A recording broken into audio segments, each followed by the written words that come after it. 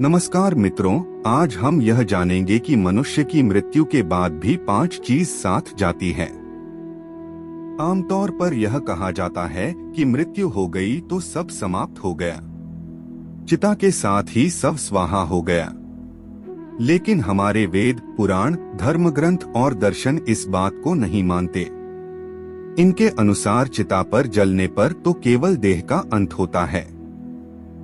5 चीजें ऐसी हैं जो शरीर के जल जाने पर भी शेष रह जाती है और आत्मा के साथ पंचतत्व में लीन हो जाती है। उचित समय आने पर आत्मा के साथ ये 5 चीजें फिर नए शरीर में प्रविष्ट हो जाती हैं। मित्रों, स्वागत है आप सभी का एक बार फिर से हमारे इस YouTube चैनल दी डिवाइन लीला में। आज की इस वीडियो में जानेंगे कि मनुष्य की मृत्यु के बाद भी 5 कौन सी चीज साथ जाती है। कामना मनुष्य और दूसरे जीवों को फिर से नए शरीर को धारण करने में सहयोग करती है। कामना के अनुसार ही मनुष्य को अपना नया शरीर मिलता है। मृत्यु के समय मनुष्य जिन जिन चीजों को सोचता है वह कामना उसके साथ चली जाती है और उसकी पूर्ति के लिए फिर से जीव से शरीर में लौटना पड़ता है।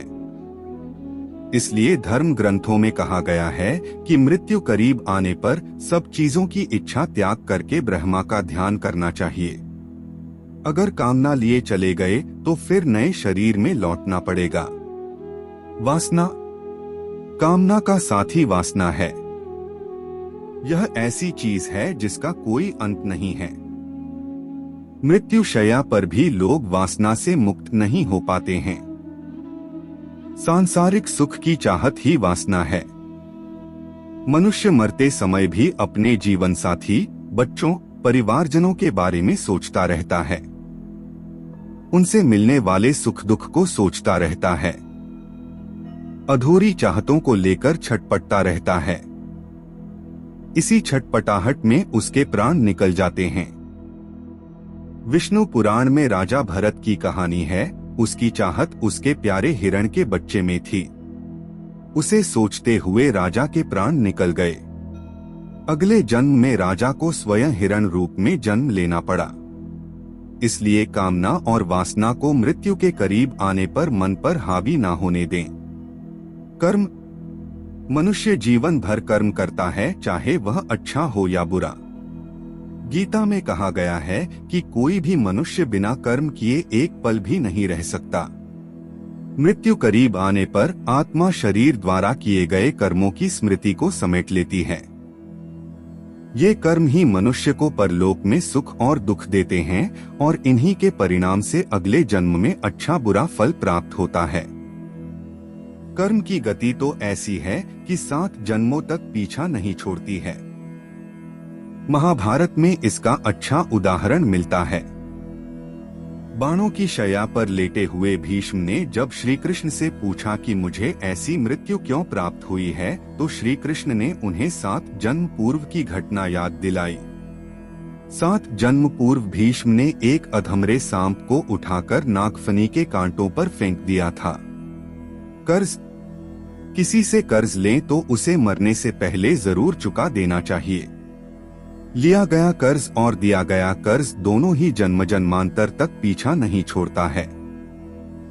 गरुड़ पुराण में लिखा है कि कर्ज लेकर मरने पर कर्जदाता जब परलोक में आता है तो अपना कर्ज का धन वापस मांगता है। उस समय यम के दूत कर्ज लेकर मरने वाले का मांस काटकर कर्जदाता को देता है। लेकिन कर्ज का बोझ यहीं नहीं उतरता है। अगले जन्म में भी कर्ज पीछा करता है और उसे किसी न किसी रूप में चुकाना पड़ता है। पुण्य, पुराणों में बताया गया है कि आपके द्वारा किया गया दान, परोपकार का पुण्य कई जन्मों तक साथ चलता है। जीवन में जब कभी कोई अपरिचित आपकी मदद करे तो यह समझ लीजिए कि वह आपके पूर्वजन्म का पुण्य चुका गया है। शास्त्रों में दान पुण्य को बैंक में रखे धन की तरह कहा गया है, जो बुरे वक्त में समय समय पर काम आता है। इसलिए मनुष्य को पुण्य रूप धन को जीवन भर जमा करते रहना चाहिए।